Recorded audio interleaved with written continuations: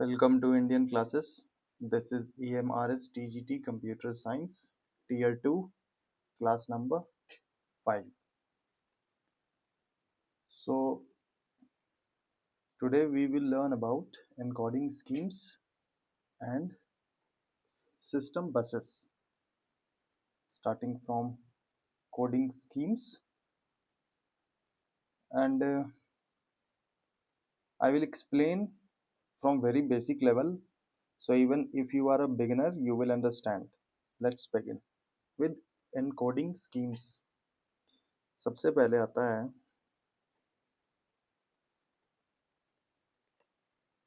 what is character encoding.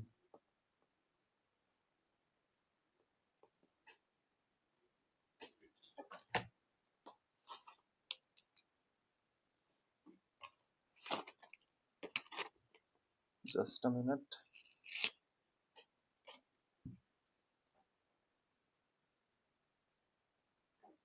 Okay. What is character encoding? Character encoding क्या है? सबसे पहले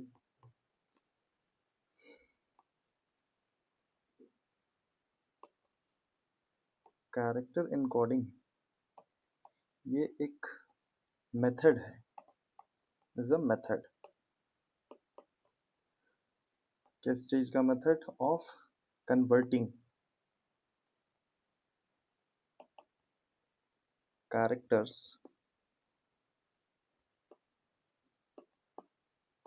into binary form so that computers can store and process them.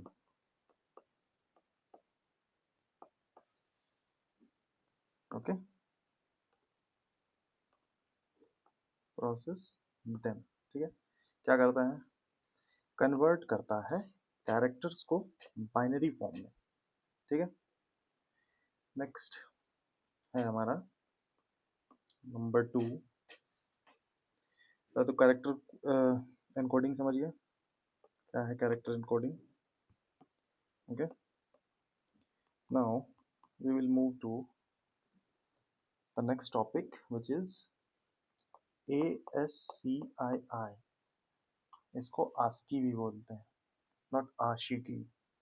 ASCII. ASCII का full form क्या है? ये एक अमेरिकन स्टैंडर्ड, MCQ में पूछा जाता है, ये कोड फॉर इंफॉर्मेशन इंटरचेंज. साथ ही साथ लिखते चलो, अच्छा नोट्स बनेगा. ठीक है, ये कहानी है कि मतलब बहुत साल पहले जो लोग, मतलब कि जो इंजीनियर्स होंगे या जो लोग इसमें इन्वॉल्व होंगे, वो लोग अग्रीड ऑन मैपिंग टेबल. ये एक तरह का मैपिंग टेबल है. Mapping table. ओके, इसका स्टैंडर्ड रूल क्या है? ये एक तरह का मैपिंग टेबल है, ये याद रखिएगा. ठीक है, इसका standard, what is it's standard rule? तो इसका जो स्टैंडर्ड रूल है वो ऐसा है कि इट यूजेस 7 बिट्स. 7 बिट्स याद रखिएगा, इंपॉर्टेंट है. और 7 याद रखना, कैसे याद करेंगे? 7 किससे रिलेटेड है? चलो, 7 नंबर. ठीक है, अभी ये गए थे गोल्फ खेलने विथ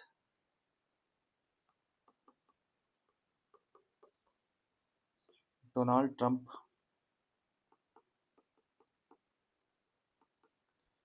तो 7 बीट्स कैसे याद रहेगा? Thala for a reason. Played with Donald Trump. Donald Trump कहाँ के प्रेसिडेंट हैं? यूएसए के। तो इसमें जो ए है वो हो गया अपना अमेरिकन। 7 बिट्स याद हो गया। अगला पॉइंट ये याद करने के लिए है, बस ये ट्रिक है। ओ तो गलत हो गया, चलो ऐसे ही रहने। ठीक है, अगला पॉइंट है कि इट कैन रिप्रेजेंट 128 कैरेक्टर्स। ठीक है, इजी, इसको याद रखना इजी है क्योंकि 128 कैरेक्टर्स बेसिकली हम लोग बहुत बार यूज करते रहते हैं, तो 128 कैरेक्टर्स याद रहना चाहिए। Okay then what does it includes? It includes alphabets, digits, special symbols। Okay, यानी कि अल्फाबेट्स भी आएगा, डिजिट्स भी आएगा, स्पेशल सिंबल्स भी आएंगे। एग्जाम्पल देख लेते हैं इसका। जैसे कि क्या होता है, ए को मानते हैं क्या 65, ओके, और स्मॉल ए को मानते हैं 97। अभी मैं बताऊंगा कि 65 और 97 कैसे हो रहा है यहाँ पे। ओके, चलो कुछ एक और ऐसे एग्जांपल ले लेते हैं। Capital A B C 65, 66, 67। Z पे ये आ जाएगा 90। Okay, small A, small B, small C, ये हो जा रहा है 97, 98, 99 और स्मॉल जेड होता है 122। ठीक है, अब इसको कैसे समझा जाए? कैपिटल तक तो ये वाला जो सेक्शन है ये कैपिटल वाला सेक्शन है और ये वाला स्मॉल लेटर्स का सेक्शन है। ठीक है, ओके। ये देखो होता क्या है कि कंप्यूटर जो है ना वो ए बी सी डी नहीं समझता है। आपको दिखेगा ए, वो इनपुट में भी ए लेगा, यानी कि इनपुट में भी वो ए ले रहा है और आउटपुट में भी वो ए दे रहा है। बट जब वो इनपुट में सिस्टम में जाता है तो कंप्यूटर सिस्टम जो है उसको रिकॉग्नाइज करता है एज बाइनरी डिजिट्स, फिर उसको प्रोसेस करने के बाद आउटपुट देता है एज अ कैरेक्टर।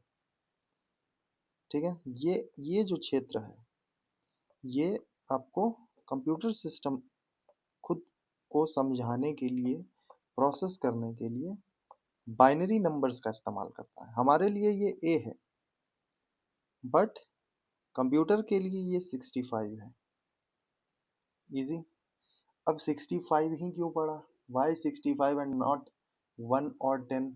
देखो, ASCII was created, ASCII was created, वो उन लोगों को ना जैसे होता क्या है कि आस्की जब क्रिएट हो रहा था तो हुआ क्या कि कंट्रोल कीज, जब कंट्रोल कीज होते हैं जैसे कि एंटर वाला बटन हो गया या फिर टैब वाला बटन हो गया या फिर बैक स्पेस वाला बटन हो गया, तो ये सारा जो बटन्स है वो आपको 0 to 31 तक लिया गया।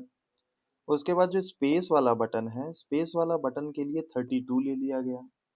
फिर जितने भी पंक्चुएशंस होते हैं जैसे कि कॉमा हो गया, ये डबल कॉलम हो गया, सिंगल कॉलम हो, ये जो है ये आपका 33 to 64 लिया गया। तो इसीलिए अपर केस के लिए लिया गया 65 to 90 और लोअर केस के लिए 97 to 122। ठीक है, इसीलिए ए जो है 65 से शुरू होता है ना कि 1 से। और एक फॉर्मूला है, अगर आपको एक फॉर्मूला आप याद रखिए, एक फॉर्मूला लिख देता हूं मैं। फॉर्मूला क्या है कि lower case is equal to, ये एक फॉर्मूला है, फॉर्मूला याद रखिए, lower case is equal to upper case plus 32। तो अगर मान लो आपका लोअर केस ए निकालना है तो अपर केस बड़ा ए प्लस 32 होगा। बड़ा ए का था 65 प्लस 32 हो गया। ये 32 दांत होते हैं, वही 32 दांत के रूप में इसको याद कीजिए। लोगों के पास 32 दांत होते हैं, तो आस्की करने के लिए 32 दांत चमकाने का जरूरत पड़ता है। ऐसे याद कर लो, इजी रहेगा। तो ये हो गया 527639, इसीलिए लोअर केस का जो ए है उसका 97 है। ये इसका फॉर्मूला हो गया, ठीक है। क्यों ये समझ गए कि कैरेक्टर्स जो होते हैं वो स्टोर्ड एज नंबर्स होते हैं। कैरेक्टर्स हमेशा नंबर्स के रूप में स्टोर किए जाते हैं। आस्की डिसाइड्स विच नंबर, ठीक है, ओके। अब आते हैं हम लोग, आस्की हो गया डन। आज सिलेबस को हम नहीं रखे हैं यहाँ पे, सिलेबस को कोई ज़रूरत नहीं है। अब हम लोग ये वाला सेक्शन ख़त्म करने की ओर ही बढ़ चुके हैं। अगला आते हैं हम लोग, आस्की के बाद होता है इसकी।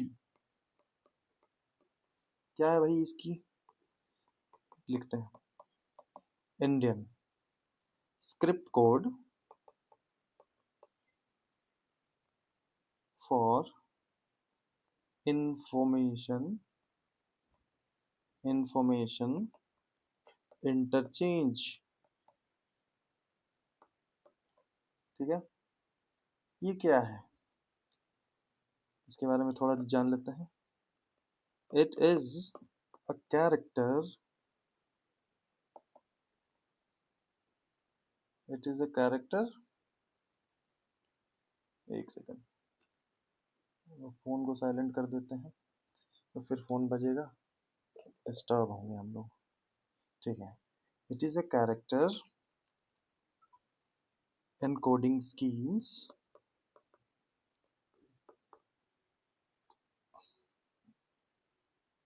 नहीं, not schemes, it is a character encoding, let's say, एक सेकंड पहले इसको टाइप कर देते हैं। हाँ, ये एक encoding स्टैंडर्ड है, हाँ standard, made in India, made in India. ये बना था कब, 1988 में, ठीक है। टू स्टोर, देखो इंडिया में 1947 में आज़ादी मिला था। 88 को याद रखने का 8 नंबर, 8 नंबर कैसे याद करोगे, 1988। तो 88 के एक काम करते हैं, 8 है शनि जी का नंबर, 2 बार शनि जी यहाँ आ गए तो इंडिया को इसकी करा देंगे, ठीक है। फिर इसको अभी हटा देते हैं इसको, बट इसको ऐसे याद कर सकते हैं आप, 2 बार शनि जी आ गए, ठीक है। Store and admit, and admit नहीं, अरे ये क्या हो गया, एक second, store and not admit, let's say to store and transmit,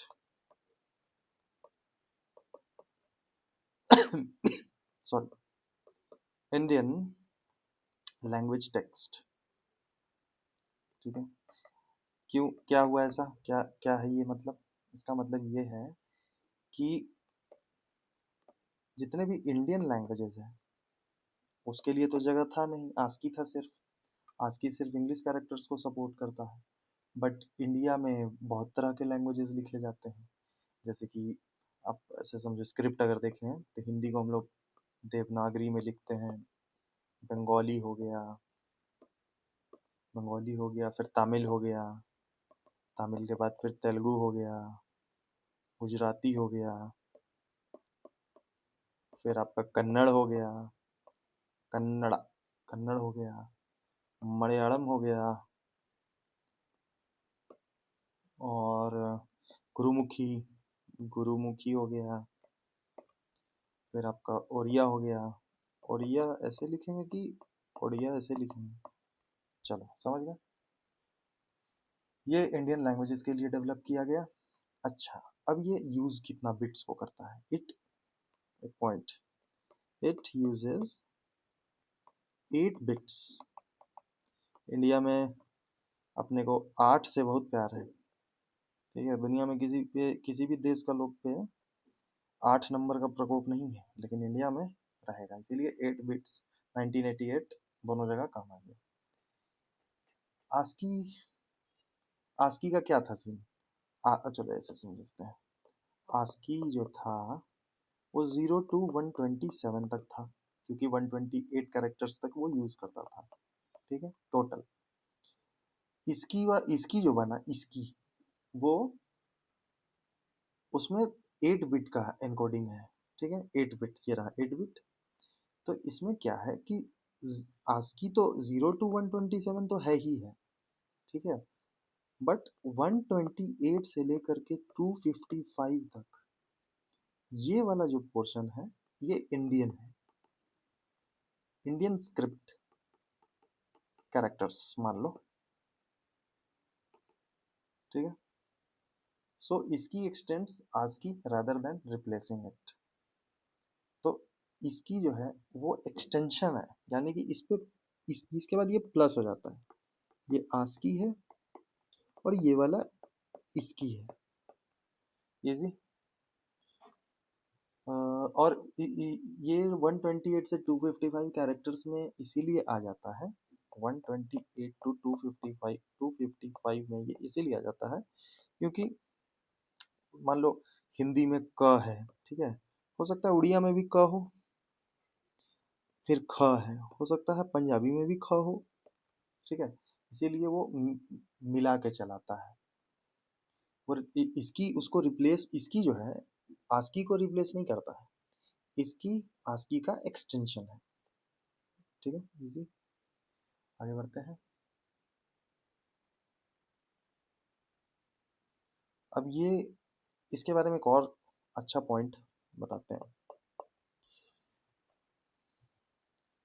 इसकी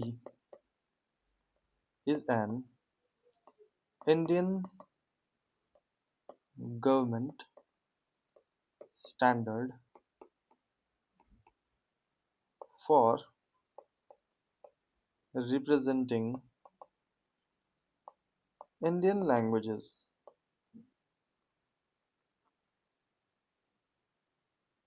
characters on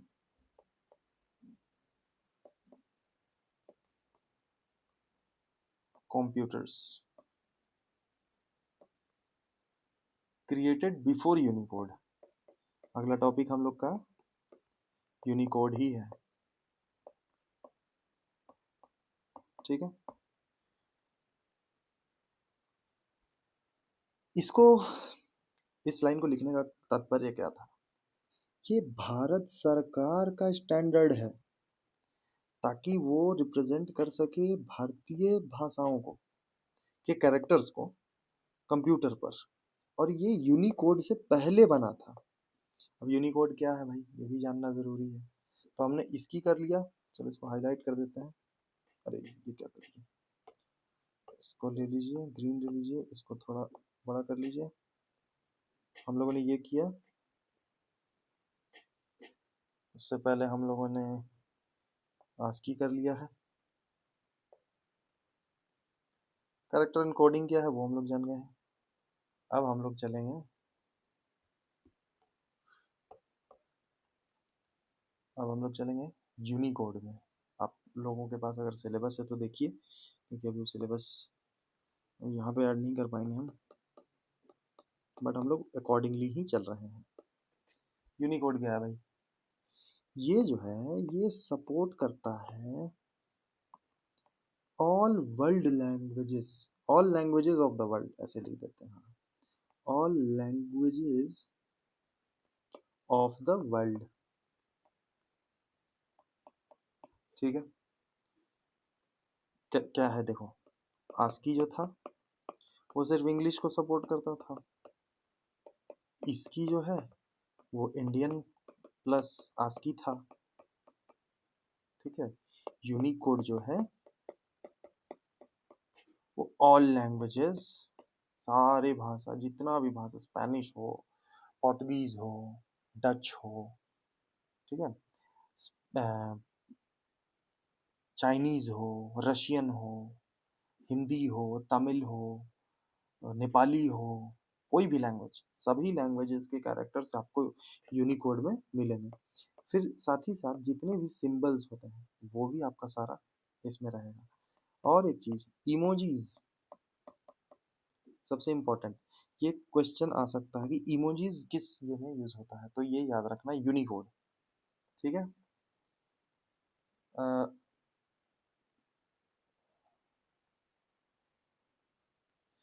तो यूनिकोड क्या है? यूनिकोड का मतलब है एक स्टैंडर्ड। अभी सारे सिस्टम्स में आपको यूनिकोड ही मिलेगा, चाहे वो विंडोज चलाओ, चाहे जो भी चलाओ, सब में आपको यूनिकोड ही रहेगा, क्योंकि सारे भाषाओं को आप अब आज की डेट में हम लोग यूज करते हैं।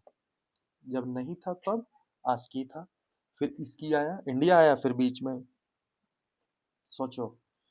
इसीलिए हम लोग आईटी के मामले में बहुत आगे हैं, बाकी सभी देशों से आगे हैं, ठीक है। Works everywhere every language, one standard works everywhere every language. और हर एक कैरेक्टर को यूनिक नंबर दिया गया है, जिसको कहते हैं code point. What is a code point? Unicode का कोड पॉइंट क्या है? That every character is given a unique number, okay, that is called code point, ठीक है। चलो कुछ एग्जांपल्स देखते हैं कि कैसे करते हैं ये लोग। कैरेक्टर और यूनिक कोड पॉइंट, जैसे बड़ा ए हो गया तो उसको कहेंगे u plus 0041। Small letter A है, लोअर केस ए है, तो u प्लस 0061। अब मान लो क है, हिंदी का शब्द क, तो u प्लस 0915। ये पूछा नहीं जाएगा, बस जानकारी के लिए बता रहे हैं। अ तो u प्लस 905, इसी तरह से, ठीक है। चलो वाटर ब्रेक।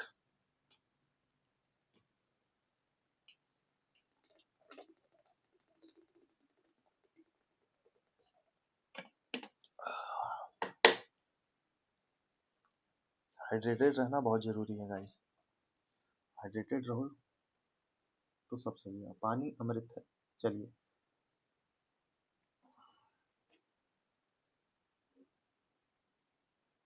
ओके, एक और चीज बताते हैं आपको, ये पॉइंट बहुत जरूरी है। A is still 65 internally in UTF-8। वो भी पता चलेगा कि ये क्या है अभी थोड़ा देर में, because Unicode includes ASCII, that's why old program still works। मतलब इंक्लूडेड है अभी भी, ऐसा नहीं है कि हम कुछ अलग और नया बना दिए। अच्छा, यूनिकोड जितने भी इंडियन लैंग्वेजेस हैं, यूनिकोड जितने भी इंडियन लैंग्वेजेस, उसको सपोर्ट करता है, ऑल इंडियन स्क्रिप्ट्स, ओके। अब आता है एक सवाल कि भाई why Unicode is important, Unicode इतना इम्पोर्टेंट क्यों है?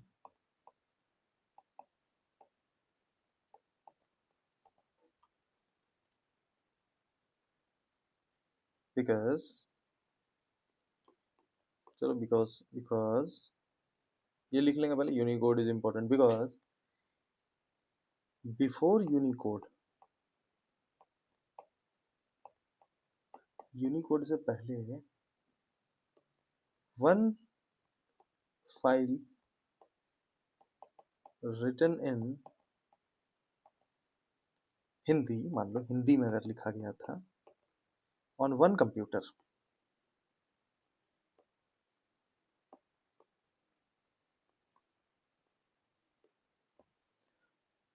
might not show correctly on another computer। क्या समझे? कुछ समझ में आया?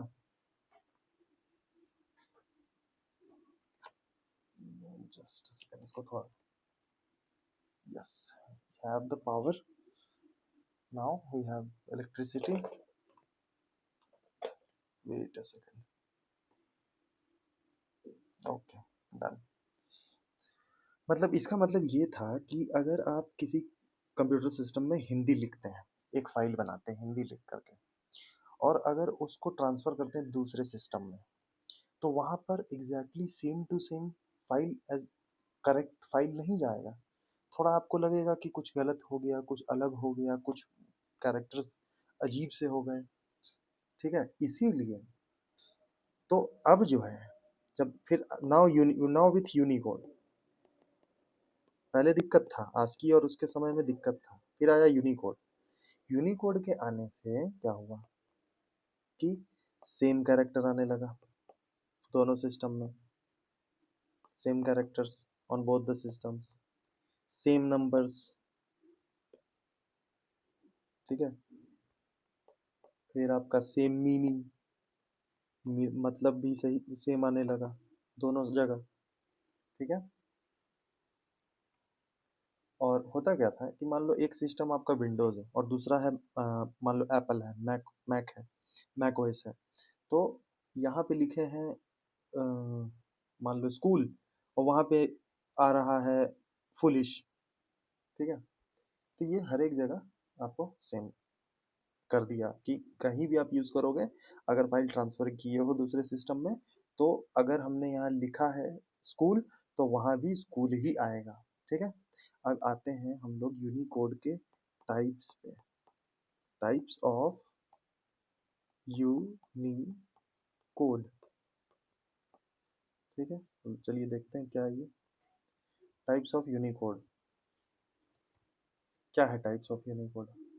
पहला टाइप है इसका UTF-8, ठीक है, UTF-8 है। और दूसरा है, और सेकंड नंबर पे हम लोग यहीं पे काम करते हैं, इसको बना लेते हैं,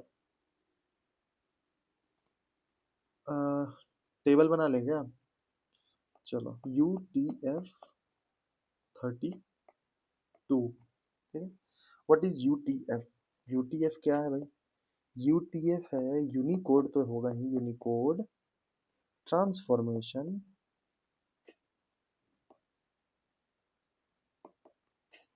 फॉर्मेट 8 बिट।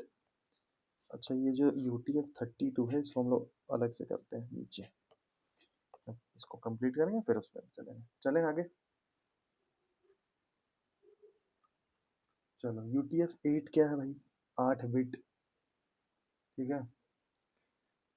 इसके बारे में कुछ लिख लेते हैं। इसमें वेरिएबल लेंथ जो होता है,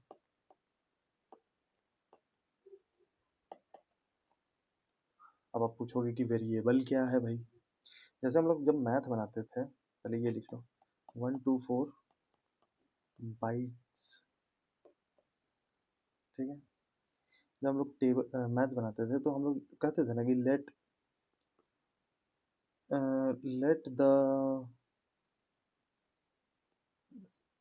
ऐसा नहीं करते, रुको, जब हम लोग मैथ बनाते थे तो हम लोग एक्स लेते थे, ठीक है।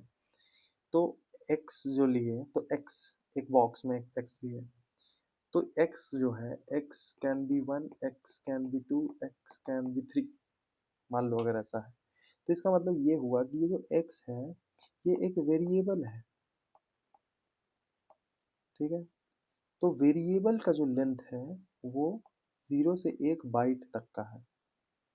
मेमोरी हम लोग बताए थे, नहीं किए तो क्लास 1 में जाइए फिर से करिए, याद है, अगर नहीं है तो रिवाइज कीजिए। Backward compatible with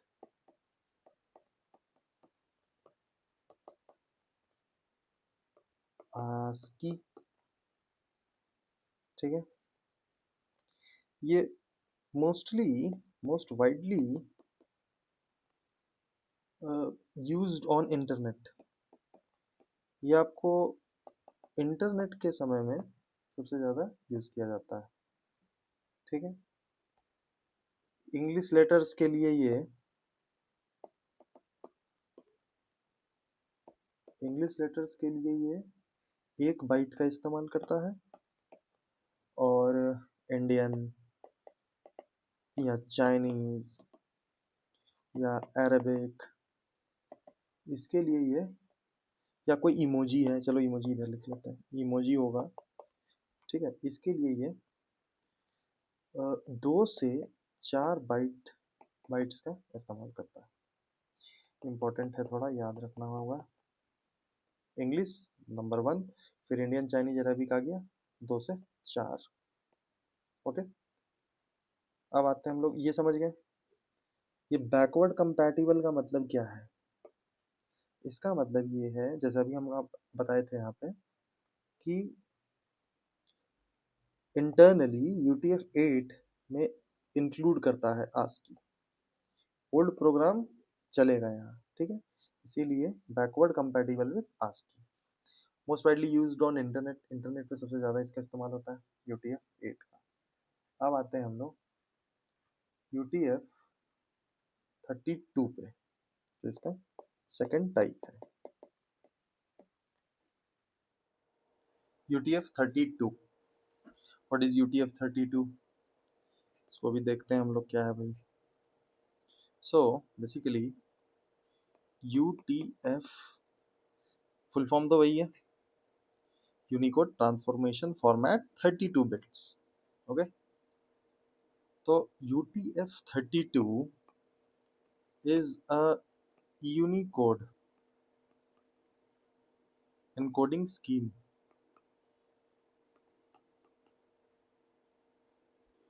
in which each character is represented using 32 bits। 32 bits का मतलब कितना होता है, 4 बाइट्स। 1 बाइट में हम लोग क्या पढ़े थे मेमोरी हायरार्की में, 1 byte, not bytes, wait, byte होगा। 1 बाइट में 4 नहीं 8 बिट होता है, 8 बिट्स होता है। 1 बाइट में 8 बिट्स होता है, तो 4 बाइट्स में 32 बिट्स होगा, ओके। डन हो गया। है क्या ये, फीचर्स क्या है इसके, इसके फिक्स्ड लेंथ होगा, मतलब कि 4 बाइट्स। ये बहुत सिंपल होता है, लेकिन बट यूजेस मोर मेमोरी, ज़्यादा मेमोरी चाहिए इसको। 32 बोल ही रहा है ये, चलिए।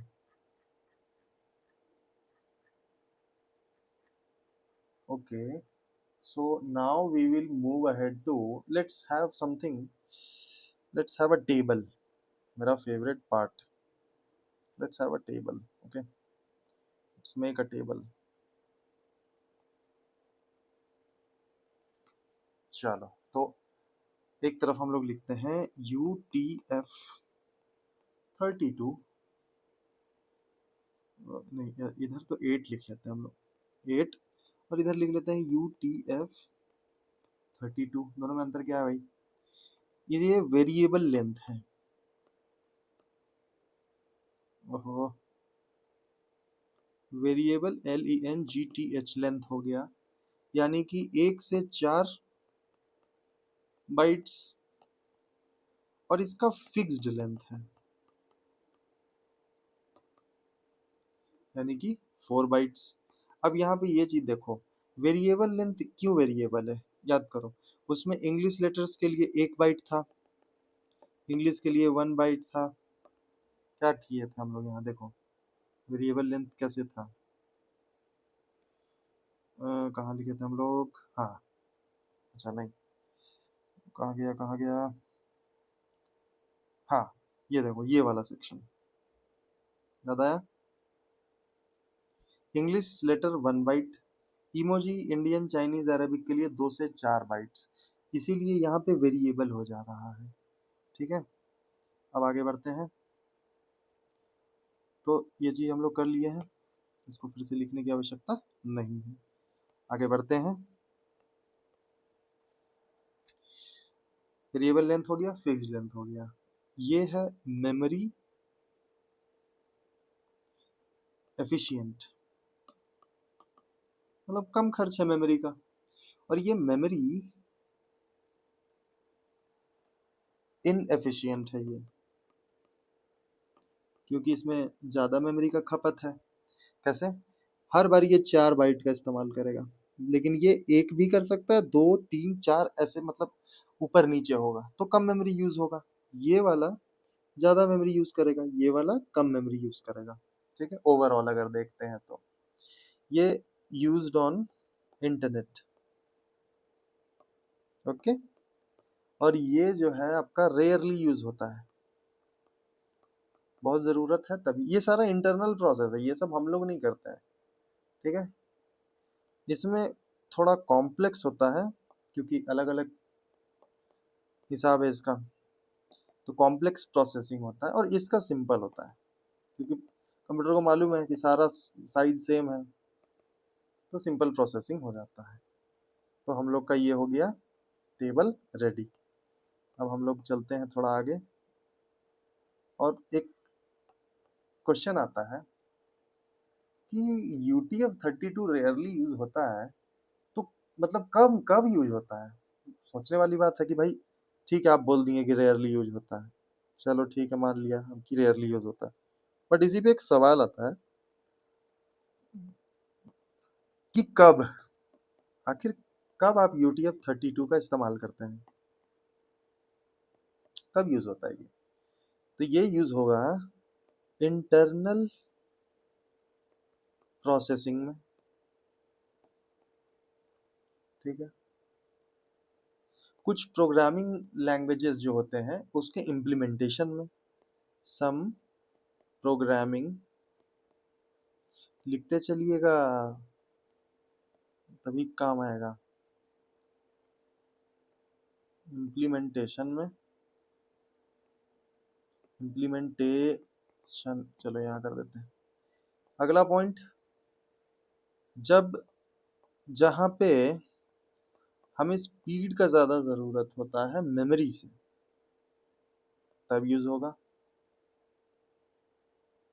ठीक है, ये not used for web pages, ये वेब पेजेस पे यूज नहीं होता है, वेब पेजेस के लिए UTF-8 है अपने पास।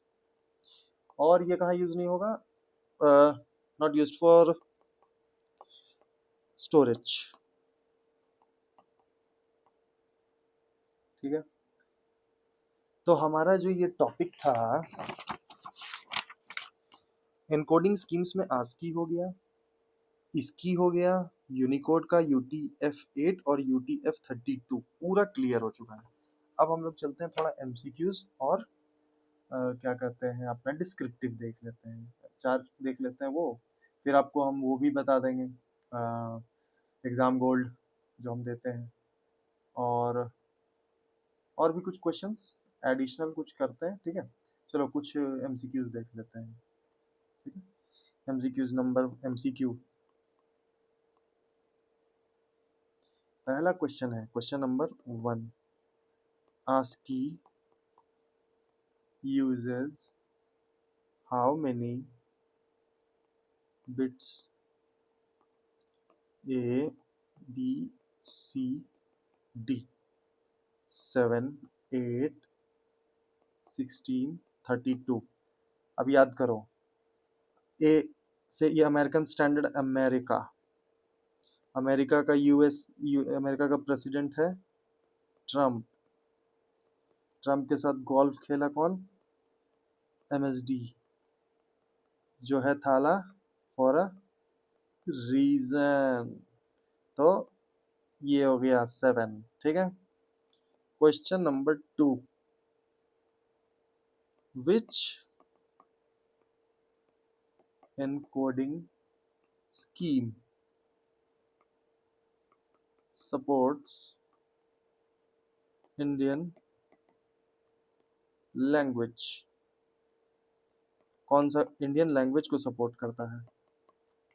ये तो इजी है आपके लिए, इसलिए हम थोड़ा स्पीड में लिखने की कोशिश कर रहे हैं, बट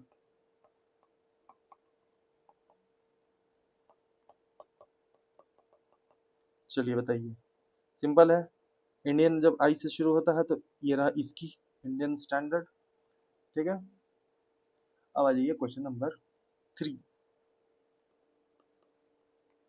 विच इनकोडिंग स्कीम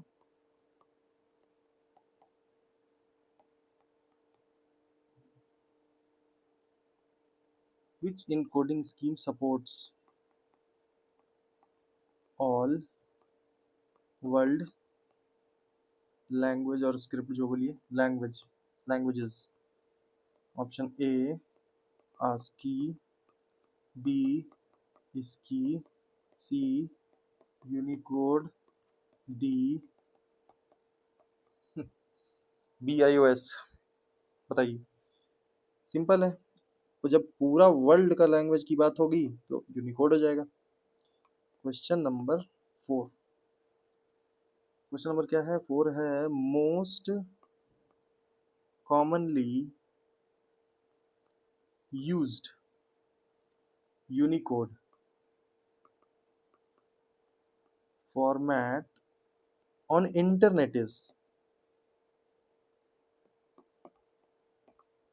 ठीक है भाई। क्या है भाई? UTF-8, UTF चलो 16, UTF-32। क्या होगा? इंटरनेट का जब बात आएगा सीधे सीधे हम लोग UTF-8 पे चले जाएंगे, ठीक है। चलिए एक और MCQ करते हैं।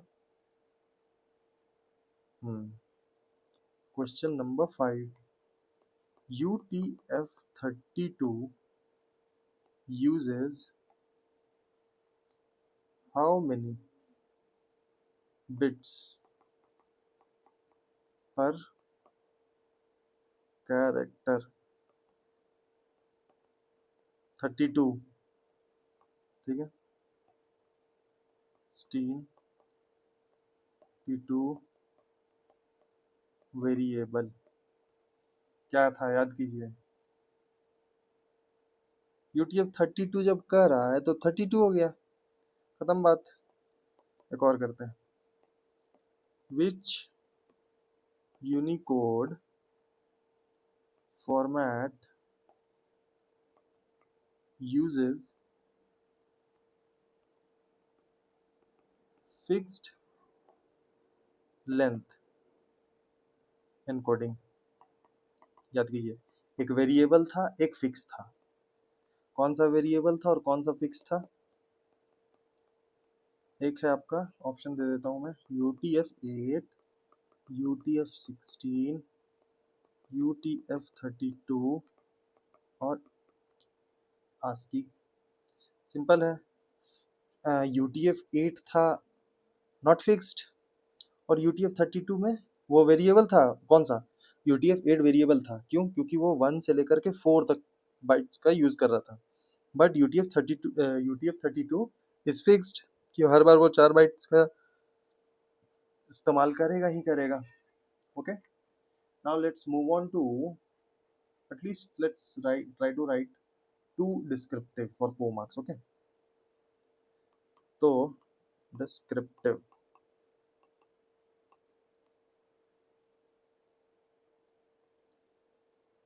क्वेश्चन नंबर 1, क्वेश्चन आ जाएगा कि एक्सप्लेन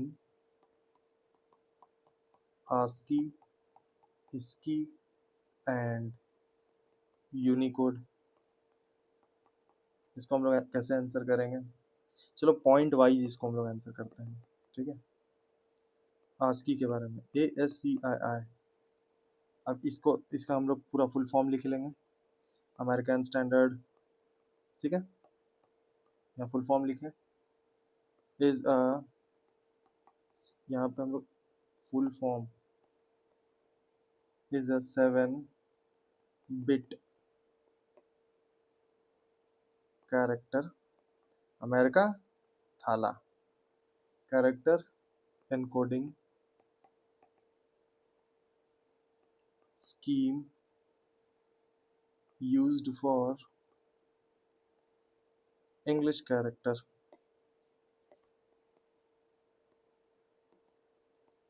इंग्लिश कैरेक्टर्स. ठीक है, अगला हम लोग लिखते हैं इसकी फुल फॉर्म इज इंडिया, सनी देव जी का तो 8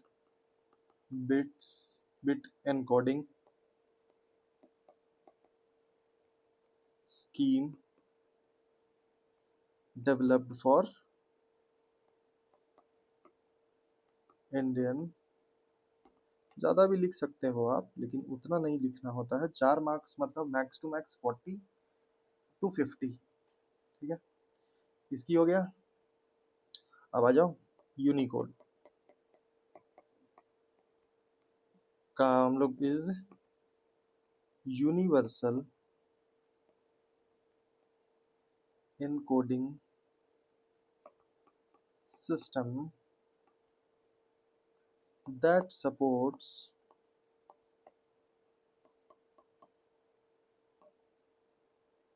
characters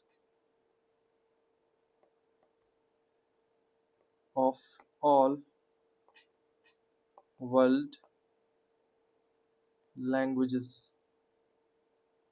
and UTF-8 is most commonly used Unicode format. Okay, easy. एक और क्वेश्चन कर लेते हैं डिस्क्रिप्टिव में, इससे ज़्यादा बनता ही नहीं है क्वेश्चन, चैप्टर डन हो गया.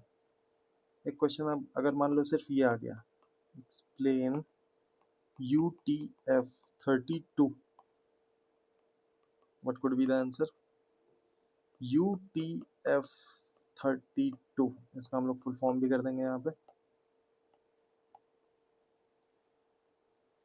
फुल फॉर्म चलो लिख ही देते हैं फिर से, नहीं तो फिर बाद में दिक्कत होगी जब आप रिवाइज करोगे इसी वीडियो को देखते हुए. Information interchange, American standard code for information interchange और Indian standard code for information interchange. और यूटीएफ का फुल फॉर्म हम लोग लिखे थे यूनिकोड ट्रांसफॉर्मेशन फॉर्मेट. चलो इजी कर दिए, अब लिखेंगे नहीं, हटाइए. UTF-32 is a Unicode format, not format, Unicode scheme है ना ये, Unicode scheme in which each character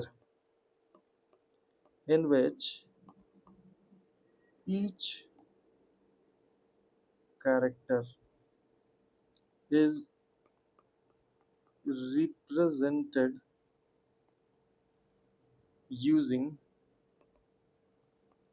32 bits or 4 bytes It supports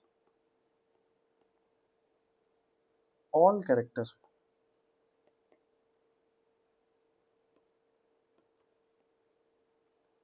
of the Unicode standard UTF-32 uses fixed length encoding, which makes character processing simple,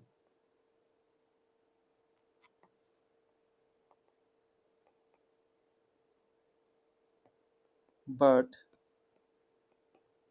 it consumes more memory compared to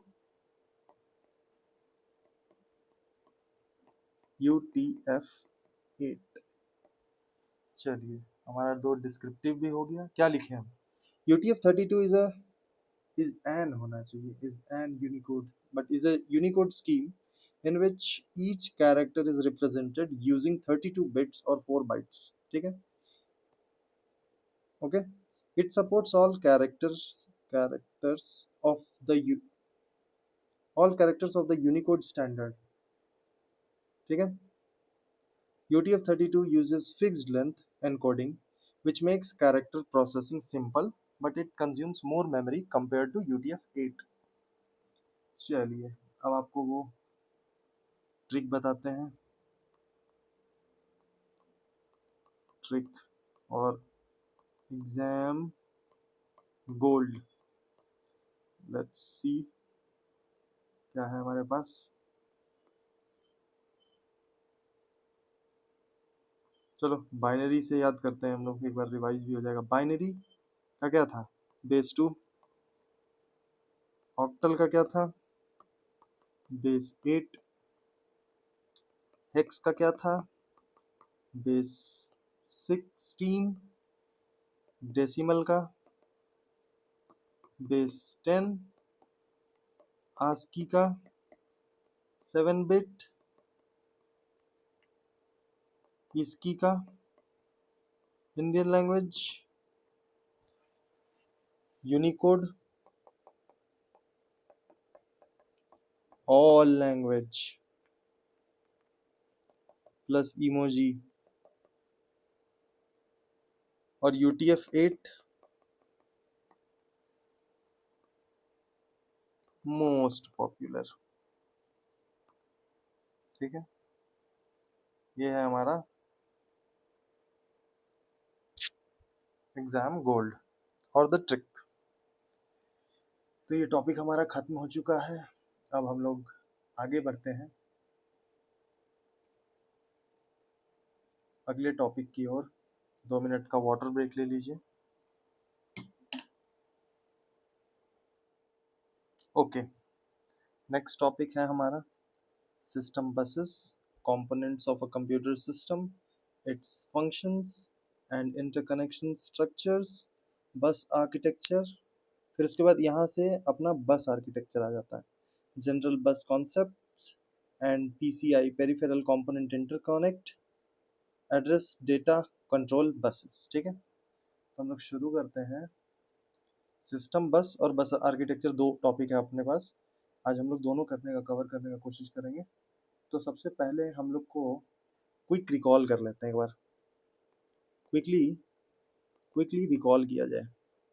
भाई क्या quickly recall करना है, सोचने वाली बात है ना। Component of computer system को याद करो। कंपोनेंट्स ऑफ कंप्यूटर सिस्टम क्या क्या है? CPU है, मेमोरी हो गया सारा, आपका रैम, रोम, ठीक है, कैश। इसीलिए पहला चैप्टर इंपॉर्टेंट था। इनपुट डिवाइस, आउटपुट डिवाइस, ठीक है, ये लोग आपस में कम्युनिकेट कैसे करेगा? these components how do they come these components must communicate with each other, है कि नहीं? अगर आप कम्युनिकेट ही नहीं कर पाओगे तो काम कैसे चलेगा? आप कीबोर्ड का बटन दबाते रह जाओगे, उधर कुछ नहीं होगा। इस ये जो कम्युनिकेशन होता है, this communication is done using buses, ठीक है? तो ये जो कम्युनिकेशन है, this communication is done using buses. Communicate करना है तो भैया बस पे बैठ जाइए, बस का इस्तेमाल होता है, ठीक है? अब हम लोग का पहला टॉपिक था सिस्टम बसेस, तो अब आ जाइए कि सिस्टम बस क्या है। व्हाट इज सिस्टम बस? चलो अब इसका डेफिनेशन लिखते हैं, एग्जाम रेडी डेफिनेशन लिखा जाए। अ सिस्टम बस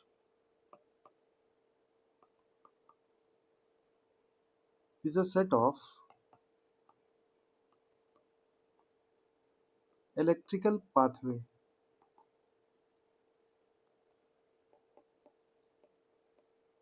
सड़क, पाथवे मतलब क्या हुआ? रास्ता। used to transfer data, address and control signals। भी बताएंगे सब क्या है ये सब सिग्नल्स। बिटवीन किसके किसके बिटवीन में? बिटवीन को ऐसे भी लिखते हैं, ठीक है, और आगे से बिटवीन को हम ऐसे भी लिख सकते हैं, इसलिए याद रखिएगा, बिटवीन दी components of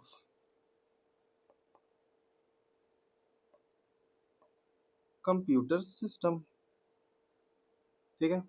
ऐसा समझो ना, ऐसा समझो कि किसी रोड सिस्टम में कोई बस चल रहा हो, कंप्यूटर के अंदर एक रोड का सिस्टम है जिसके अंदर बस बस को मतलब बस चल नहीं, बस को ऐसा एज ए रोड सिस्टम समझो, एक रोड सिस्टम है जिसको बस समझो, मतलब सड़क समझो। अरे ऐसा समझो ना, जब मान लो कीबोर्ड है, ये सीपीयू को कनेक्टेड है, ठीक है? माउस है, ये भी सीपीयू को कनेक्टेड है, सीपीयू है, मॉनिटर को कनेक्टेड है, ठीक है? ये आपका कीबोर्ड हो गया, ठीक है? स्पेस बार है, ये आपका माउस हो गया, ठीक है? ये सीपीयू हो गया, कीबोर्ड माउस ठीक है? तो ये जो रास्ता है, ये जो रास्ता है, ये जो रास्ता है, ठीक है? समझ रहे हो? समझ रहे हो? समझ रहे हो? चलिए, अब भाई इसका फंक्शन क्या है? फंक्शन जान लीजिए। नंबर वन, डेटा ट्रांसफर करेगा, ट्रांसफर्स डेटा। सेकंड क्या है? Transfer transfers address. अब ये एड्रेस क्या होता है? ठीक है, एड्रेस का मतलब ये होता है कि कंप्यूटर को ये बताना कि डेटा कहाँ है, वेयर इज डेटा, ठीक है? तो ये है एड्रेस। एड्रेस डेटा का जो एड्रेस है, डेटा का एड्रेस कंप्यूटर को बताना है, तो ट्रांसफर एड्रेस, एड्रेस भी ट्रांसफर करता है, ठीक है? 3 नंबर में आ जाएगा आपका ट्रांसफर्स कंट्रोल सिग्नल।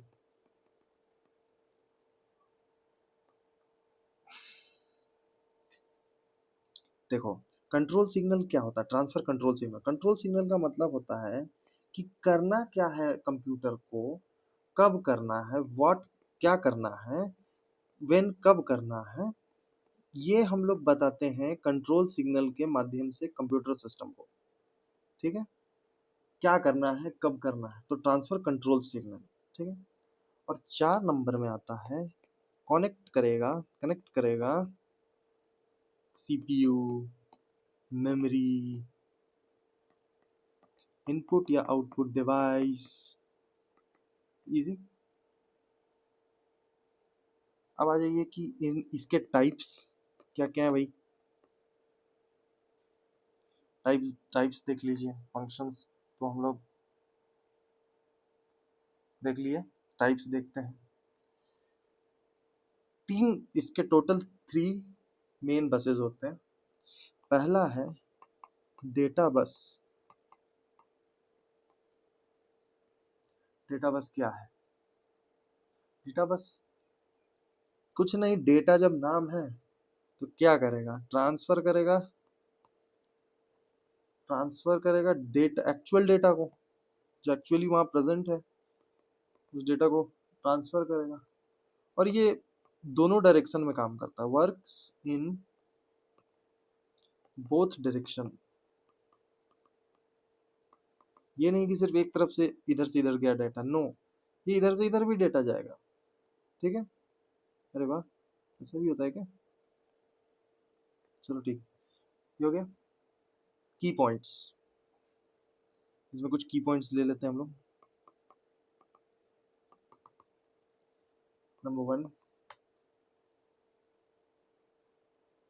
चलो, carries data between CPU, memory और एंड इनपुट या आउटपुट डिवाइस, ठीक है। सेकंड में विड्थ ऑफ डेटा, ये इंपॉर्टेंट है, विड्थ ऑफ डेटा जो है बस, डेटा बस का जो विड्थ है अफेक्ट करता है, अफेक्ट्स सिस्टम परफॉर्मेंस,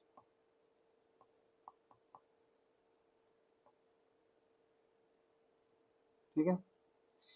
इसका एग्जांपल देख लो, 8 बिट, 16 बिट या 32 बिट का डेटा बस। अब मान लो आपके पास 32 बिट का डेटा बस है तो काफी तेज जाएगा कंपेयर टू 8 बिट, ठीक है। डेटा का जो ट्रांसफर होगा वो 32 बिट में ज्यादा होगा, 8 बिट में कम होगा। एक एग्जाम लाइन बताते हैं आपको कि data bus carries data between various components of the computer system. शुरुआत में अगर कोई क्वेश्चन ऐसा आता है तो हम लोग इसको ऐसे भी लिख सकते हैं शुरुआत से, ठीक है। अब आ जाइए सेकंड, इसका क्या है टाइप। एक तो हो गया अपना डेटा बस, दूसरा टाइप है इसका एड्रेस बस, ठीक है। क्या करता है ये, what it does, carries address of memory और इनपुट और आउटपुट लोकेशन, सिंपल। अगला है works in one direction only, ठीक है। ये यूनिडायरेक्शनल है, अरे वाह, एक दिशा में काम करेगा, ठीक है। जैसे कि सीपीयू से मेमोरी, ठीक है। एड्रेस बस, ये जैसे खोज रहे हो आप किसी का एड्रेस, तो एड्रेस तक पहुंच गया, काम खत्म। तो सीपीयू से मेमोरी या सीपीयू से कोई भी चीज खोजते हो तो एक डायरेक्शन में आपका एड्रेस को सर्च करता है। की पॉइंट्स क्या है इसका, कुछ की पॉइंट्स देख लो। Help CPU locate where data is stored. दूसरा, width of address bus determines maximum memory size।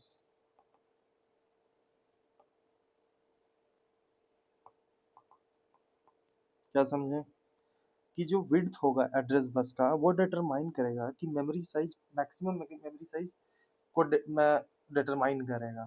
ठीक है, चलिए अगला में कंट्रोल बस।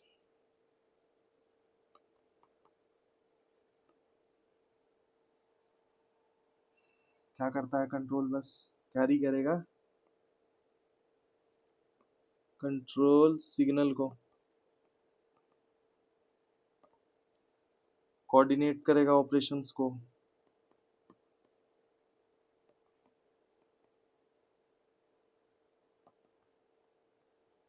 ठीक है, इसका एग्जांपल क्या है? रीड, रीड करो। जैसे हम लोग प्रोग्रामिंग लिखते वक्त रीड और राइट इसका इस्तेमाल करते हैं, वही वाला रीड है, राइट है, इंस्ट्रक्ट कर रहे हैं, इंटरप्ट भी करा सकते हैं। और फिर क्लॉक सिग्नल। क्लॉक सिग्नल क्या है? ये एक तरह का टाइमिंग सिग्नल है। चलो इसके बारे में ऐसा लिख लो, टाइमिंग सिग्नल। ठीक है, जैसे अलार्म लगाते हो कि कब ऑपरेशन हो, कब अलार्म बजना है, उसका टाइमिंग आप बता देते हो उसको। तो when operation happens in a computer, ये कंट्रोल करता है उस चीज को कि कब ऑपरेशन होगा कंप्यूटर में। ये रेगुलर पल्स भेजता है, सिंक्रोनाइज करता है सीपीयू को, मेमोरी को और अदर कंपोनेंट्स को। हर एक पल्स बताता है सिस्टम को कि कब काम करना है या उसका अगला स्टेप क्या लेना है। अगर क्लॉक सिग्नल नहीं होगा, कंप्यूटर ऑपरेशन अनसिंक्रोनाइज्ड और अनरिलायबल हो जाएगा। अब आप सोचोगे कि ये पल्स क्या है? पल्स एक तरह का, ऐसा समझो ना, ऑन ऑफ करते हैं ना, स्विच होता है ना, इलेक्ट्रिकल सिग्नल टाइप का। तो ये ईच पल्स जो है, हर एक पल्स एक क्लॉक साइकिल को रिप्रेजेंट करता है। They tell computer components when to act. More pulses per second means faster processing. ज्यादा पल्स होगा तो फास्ट प्रोसेसिंग होगा, कम पल्स पर सेकंड चल रहा होगा तो स्लोअर प्रोसेसिंग होगा। बेसिकली क्लॉक सिग्नल को आप समझ गए हैं कि एक टाइमिंग सिग्नल है। ओके, चलो अब हम लोग क्या करते हैं, ये तीन तो हो गया। अब हम लोग एक बनाते हैं, मेरा फेवरेट, टेबल। इसमें हम लोग तीन डिवीजन करेंगे।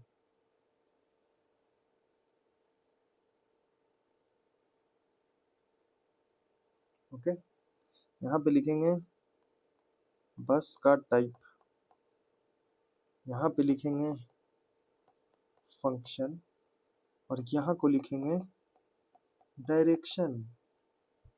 ठीक है, पहला नंबर पे आएगा डेटा बस। फंक्शन है, ट्रांसफर करता है किसको? डेटा को। और ये बाई डायरेक्शनल होता है, यानी कि दोनों साइड से चलेगा। ओके, दूसरा नंबर पे है अपना एड्रेस बस। ये क्या करता है?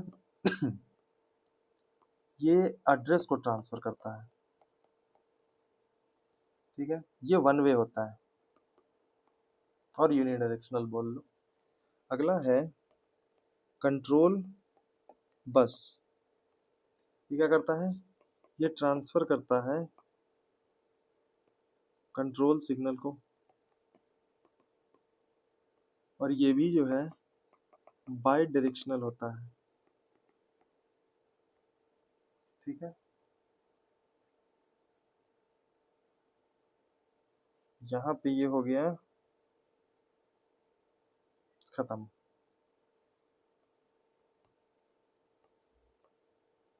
इजी टू अंडरस्टैंड, सारे बसेस हम लोगों ने समझ लिए हैं। अब हम लोग चलते हैं, अगला टॉपिक हमारा क्या है? अगला टॉपिक है हमारा इंटरकनेक्शन स्ट्रक्चर। फंक्शन वगैरह सब हो गया, इधर इंटरकनेक्शन स्ट्रक्चर पे चलते हैं। Inter connection,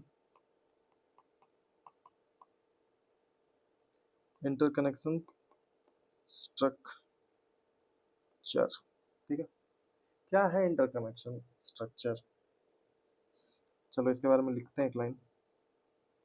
internet interconnection structure, IS,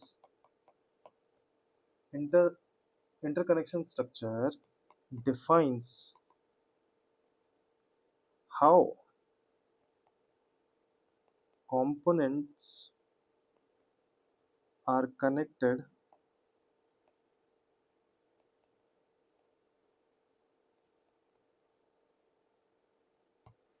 एक second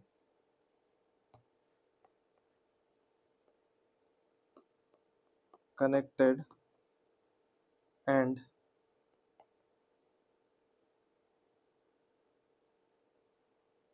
how components are connected and communicate with each other.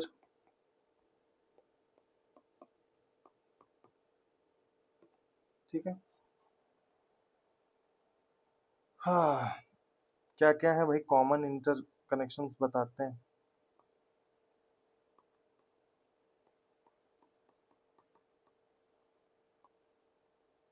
क्या क्या है कॉमन इंटर कनेक्शंस क्या क्या है। पहला इंटरकनेक्शन हो गया आपका सिस्टम बस। दूसरा है आपका एक्सपेंशन बस। अभी तक आप सोच रहे होगे कि फिर वहीं चले गए, नहीं गए हैं अभी। और तीसरा है इनपुट या आउटपुट बस। देखो सिस्टम बस तो हम लोग अभी देख लिए क्या है सिस्टम बस। सिस्टम बस तीन तरह का हो गया, सिस्टम बस ये हम लोग पढ़ चुके हैं। अगला है एक्सपेंशन बस, क्या है भाई बताइए जरा। एक्सपेंशन बस जो है ये कनेक्ट करता है एडिशनल हार्डवेयर डिवाइसेस को। ये जो है ना, ये ऐड करेगा एडिशनल हार्डवेयर डिवाइसेस को। हार्डवेयर डिवाइसेस जो है जैसे कि क्या, जैसे हम लोग गेम खेलने के लिए ग्राफिक्स कार्ड डलवाते हैं। अगर GTA 5 खेलना हो, COD आजकल देख रहे हैं 28-30-30 GB का जो गेम आता है उसके लिए ग्राफिक्स कार्ड यूज करते हैं। कोई कोई गेम्स में आपको साउंड कार्ड की आवश्यकता होती है तो फिर वो आपको एक्सपेंशन बसेस में ही साउंड कार्ड लगेगा। फिर आपको मान लीजिए नेटवर्क कार्ड लगवाना हो तो आप कहाँ लगवाओगे, USB केबल में नहीं, केबल बोल रहा USB पोर्ट पे नहीं लगाओगे। ये आपको एक्सटेंशन देता है, कैपेबिलिटी ऑफ सिस्टम को आपका बढ़ाता है। ठीक है, इनपुट आउटपुट बस में वही आपका कीबोर्ड और माउस लगा दो। कीबोर्ड हो गया, माउस हो गया आपका, कीबोर्ड BOARD बोर्ड हो गया, माउस हो गया, आपका मॉनिटर हो गया। ठीक है, ये सबको यहाँ कनेक्ट करते हो ये आपका इनपुट आउटपुट बस होता है। और एक्सपेंशन बस में एडिशनल हार्डवेयर लगाया जाता है। मान लो आपके पास 4 GB रैम है, एक स्लॉट में लगा हुआ है, बट सिस्टम में आपके पास 2 स्लॉट अवेलेबल है, तो आप चाहो तो एक 8 GB का रैम एक्स्ट्रा लगा सकते हो। तो ये जो एक्सपेंशन बस होता है वहाँ पे आपको एक प्रोवाइड करता है जगह, जहाँ पे आप इस तरह के एडिशनल हार्डवेयर डिवाइसेस को ऐड करके सिस्टम का परफॉर्मेंस को और बेटर बना सकते हो। ठीक है, और सिस्टम बस जो है वो आपका ये तो मेन है, ये आपका मेन है, ये याद रखिए। मेन तो सिस्टम बस है भैया, मेन इंटर कनेक्शन स्ट्रक्चर आपका सिस्टम बस है। Okay, now let's move on to the next topic. Bus architecture में हम लोग अच्छा बस आर्किटेक्चर में हम लोग चलते हैं। मतलब इंटर कनेक्शन स्ट्रक्चर हो गया, यानी सिस्टम बसेस हमारा डन हो गया। अब सिस्टम आर्किटेक्ट बस आर्किटेक्चर क्या है वो देखते हैं। यहाँ पे हमारा ये इसका ये फर्स्ट टॉपिक समाप्त होता हुआ। अरे ये क्या हो गया,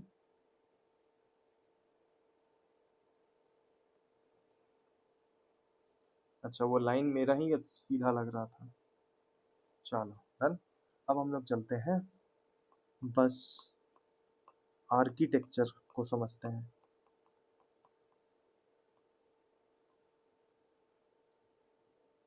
क्या है बस आर्किटेक्चर, व्हाट इज बस आर्किटेक्चर।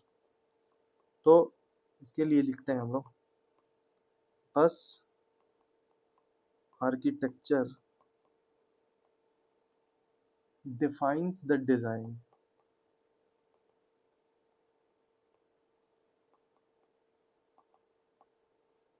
and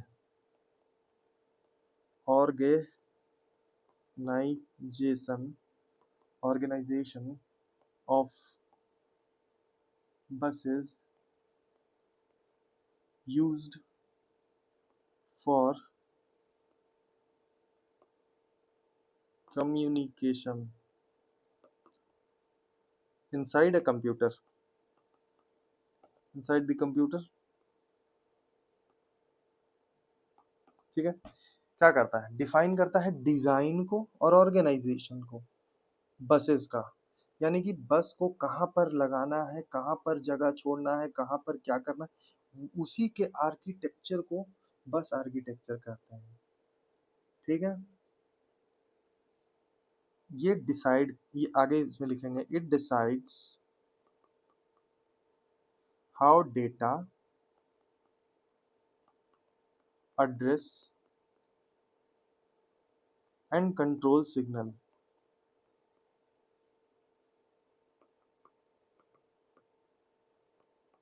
travels travel. ठीक है, एक तो आपको आर्किटेक्चर बता दिया, डिजाइन बता दिया, ऑर्गेनाइज कर दिया, जितने भी बसेस हैं उसके बारे में बता दिया। अब इंटरनली वो डेटा को, एड्रेस को और कंट्रोल सिग्नल को डिसाइड करता है कि वो कैसे ट्रैवल करेगा। इट कनेक्ट्स सीपीयू, मेमोरी, वही कहानी है, इनपुट आउटपुट डिवाइस। ठीक है, अगर आपका बढ़िया है, गुड बस आर्किटेक्चर है आपके पास,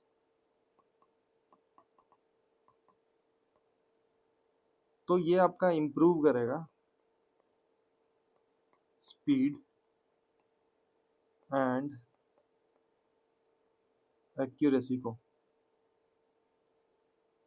एक्यूरेसी को तो क्या ही करेगा, एक्यूरेसी तो है ही इनके पास, स्पीड और एफिशिएंसी को। ओके, इसका पर्पस क्या है, why what is why you why we are using, why the system is using bus architecture, what is the purpose, what is the purpose? First है efficient data transfer। Okay, reduce complexity, improve performance। Okay, इसका मतलब क्या हुआ कि purpose इसका है कि data transfer को एफिशिएंट डेटा ट्रांसफर करेगा। कॉम्प्लेक्सिटी, बहुत ज़्यादा अगर मान लो आर्किटेक्चर ना रहे तो सिस्टम काफ़ी कॉम्प्लेक्स हो जाएगा, इसीलिए इसका इस्तेमाल होता है ताकि कॉम्प्लेक्सिटी को रिड्यूस किया जाए। अब जब कॉम्प्लेक्सिटी रिड्यूस हो गया है तो परफॉर्मेंस जाहिर सी बात है कि इम्प्रूव हो जाएगा। ठीक है, नेक्स्ट टॉपिक है हमारा, let's see the topic is general बस कॉन्सेप्ट हो गया, PCI, peripheral component interconnect. PCI पे चलिए भाई, आ जाइए। ओके, पीसीआई पे चलिए, सही चल रहे हैं हम लोग। अगला टॉपिक है पीसीआई, यानी कि peripheral component interconnect. What is it, क्या है ये?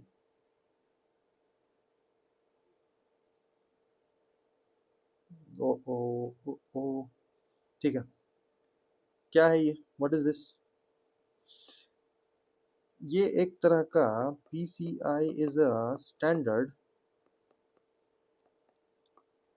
बस architecture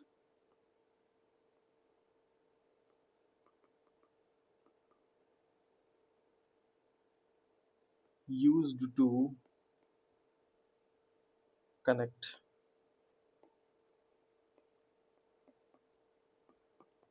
peripheral devices to the motherboard।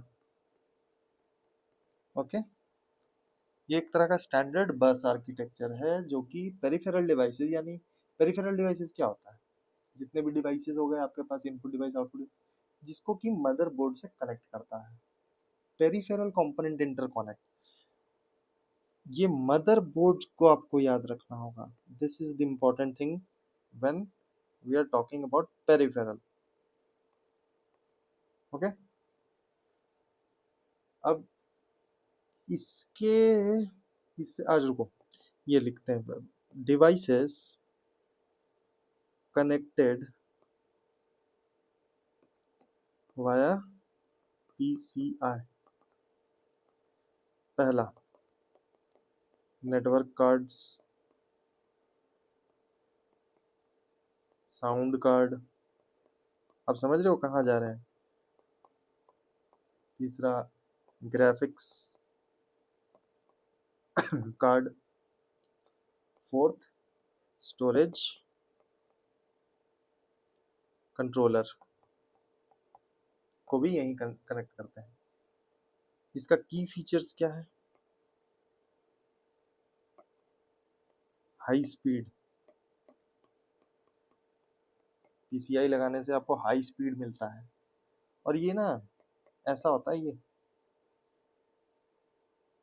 Plug and play है ये,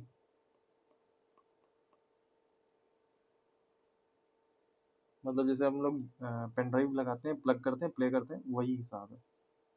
और ये वाइडली यूज होता है पीसीज में, ठीक है। इसका मतलब हाई स्पीड पीसीआई जो है वो एक हाई स्पीड बस है जो कि कनेक्ट करता है पेरिफेरल डिवाइसेस को कंप्यूटर सिस्टम से, ठीक है। तो हमारा basically peripheral devices, peripheral component interconnect भी हो गया। अब हम लोग चलेंगे एमसीक्यूज पे, फिर कुछ डिस्क्रिप्टिव करेंगे और फिर क्लास को एंड करेंगे, ठीक है। तो कुछ एमसीक्यूज करते हैं हम लोग।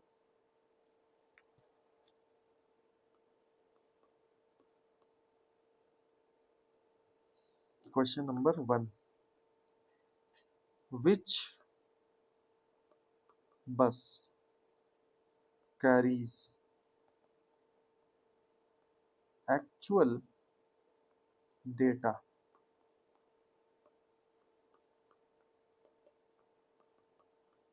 ठीक है, सिंपल है, आगे तो लिखने की आवश्यकता नहीं है, ठीक है। Data bus. क्वेश्चन नंबर 2 पे चलते हैं।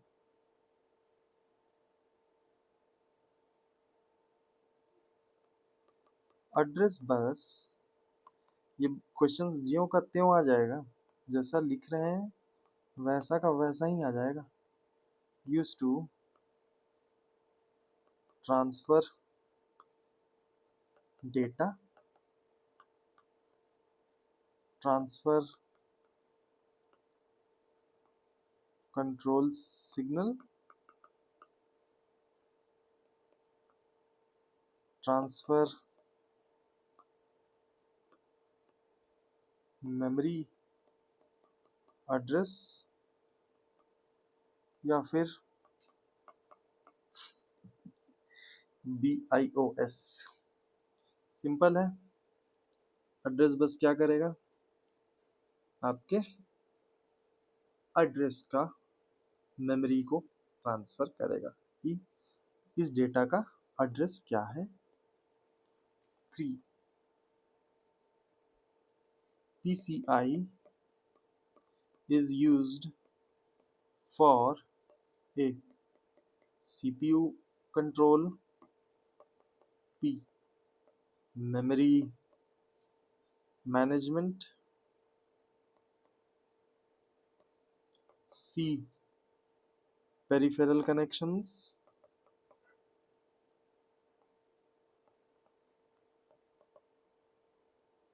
D,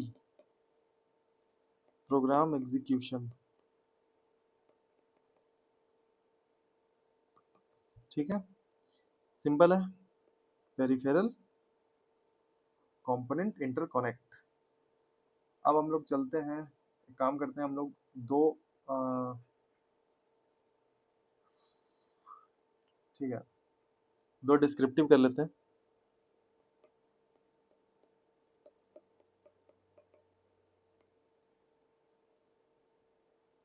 क्वेश्चन क्या है? क्वेश्चन नंबर 1,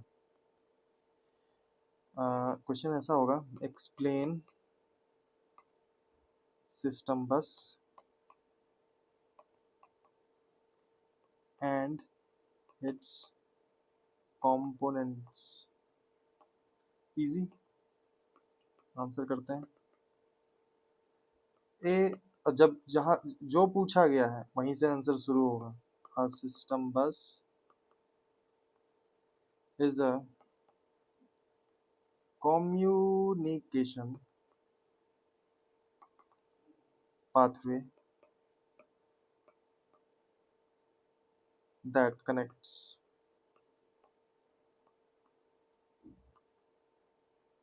different components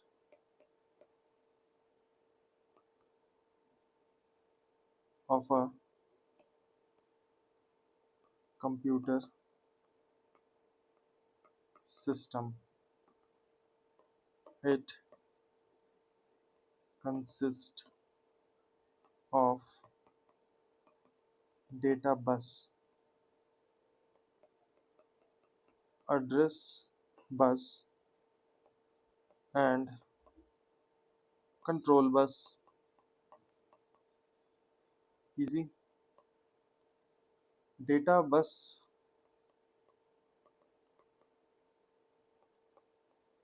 आप इसको पॉइंट वाइज भी लिख सकते हैं। Transfers data,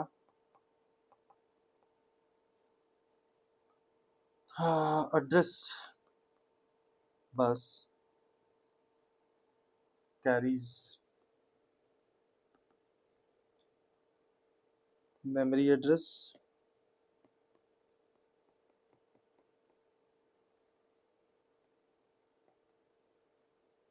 and control bus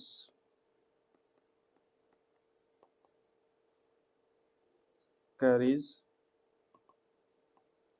control signals for system operations। ठीक है, easy। A system bus is a communication pathway that connects different components of a computer system. It consists of data bus, address bus, and control bus. Data bus transfers data, address bus carries memory addresses, and control bus carries control signals for system operations। Okay, easy। चलिए question number 2 पे आते हैं। अगला question है, what is PCI बस। ठीक है, ये इम्पोर्टेंट तो नहीं है, इम्पोर्टेंट तो नहीं है, बट कर लेते हैं इसको भी, इसको भी लिखते हैं, प्रैक्टिस करते हैं इसका भी। PCI यहाँ फुल फॉर्म बिल्कुल डालना है, ठीक है। Is a high speed bus architecture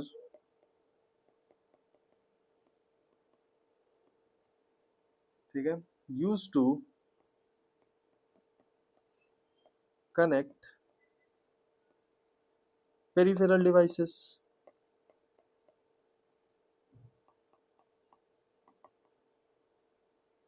such as network cards,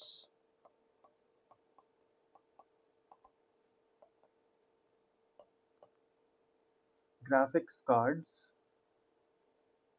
sound cards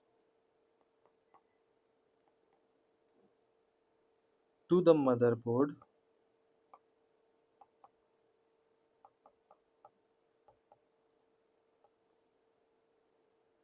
It supports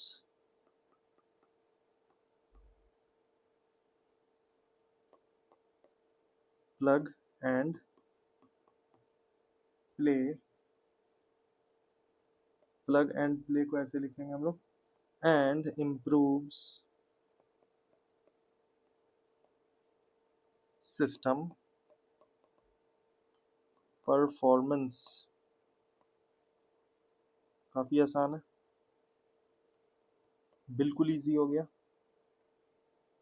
अब एक आपको एग्जाम गोल्ड देते हैं। एग्जाम गोल्ड ये आपको ना एग्जाम के 1-2 दिन पहले देखना है, ओनली एग्जाम गोल्ड्स। डेटा बस मतलब डेटा, एड्रेस बस मतलब एड्रेस,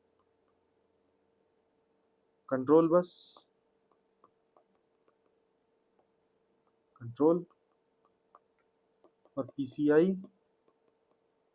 पेरिफेरल कनेक्शंस। ठीक है, इजी, कहीं कोई दिक्कत नहीं। तो आज हम लोग का क्लास यहीं पे खत्म होता है। हम लोगों ने क्या क्या किया एक बार हम लोग जल्दी से देखते हैं कि हम लोगों ने क्या क्या किया है आज। हम लोग सबसे पहले कैरेक्टर इनकोडिंग को देखें कि कन्वर्ट करना है कैरेक्टर को बाइनरी फॉर्म में ताकि कंप्यूटर उसको स्टोर कर सके या तो प्रोसेस कर सके। आस्की क्या है? American standard code for information interchange. Interchange मतलब ये एक तरह का मैपिंग टेबल है, 7 बिट का इस्तेमाल होता है और 128 कैरेक्टर होता है। इसमें अल्फ़ाबेट, डिजिट, स्पेशल सिंबल्स होता है। फिर कैपिटल लेटर्स के लिए अलग असाइंड बाइनरी नंबर्स होता है और स्मॉल के लिए अलग। कंप्यूटर उस उन्हीं नंबर्स को समझता है। ठीक है, लोअर हम लोग एक फॉर्मूला देखें, lower case is equal to upper case plus 32। ठीक है, आस्की करना है तो 32 आपके दांत दिखने चाहिए खुशी के मारे। तो स्मॉल ए आपका 97 हो जाता है, 65 प्लस 32। फिर हम लोग देखें इसकी को, Indian script code for information interchange, ये 1988 में आया था। इसमें 8 बिट का इस्तेमाल होता है। इसमें सारे इंडियन लैंग्वेजेस का स्क्रिप्ट का इस्तेमाल होता है, 8 बिट है इसमें। इसमें आस्की के साथ एक्सटेंशन किया गया है 128 टू 255। और इसके बाद ये Indian government standard for representing Indian languages. फिर इसके बाद हम लोग यूनिकोड देखे जिसमें आस्की, इसकी और सारे इंडियन लैंग्वेजेस का इस्तेमाल है। कोड पॉइंट्स देखे हम लोग, क्यों इम्पोर्टेंट है समझें। फिर यूटीएफ 8 किए, यूटीएफ 32 किए। फिर उसके बाद इग्नोर कीजिए बैकग्राउंड साउंड को, ऐसे भी क्लास खत्म ही होने वाला है। फिर कुछ डिस्क्रिप्टिव किए हम लोग। फिर उसके बाद फिर एग्जाम गोल्ड को देखें। फिर हम लोग चले आए सिस्टम बस में। इसमें हम लोग समझें कि क्या है सिस्टम बस, उसका फंक्शंस क्या हैं, टाइप्स क्या हैं। एड्रेस बस को देखें, कंट्रोल बस को देखें। फिर उसके बाद इंटर कनेक्शन स्ट्रक्चर को देखें, बस आर्किटेक्चर को देखें, पीसीआई को देखें, कुछ एमसीक्यूज हुआ, डिस्क्रिप्टिव हुआ, एग्जाम को। तो आज के लिए क्लास यहीं पे ख़त्म करते हैं। जय हिंद।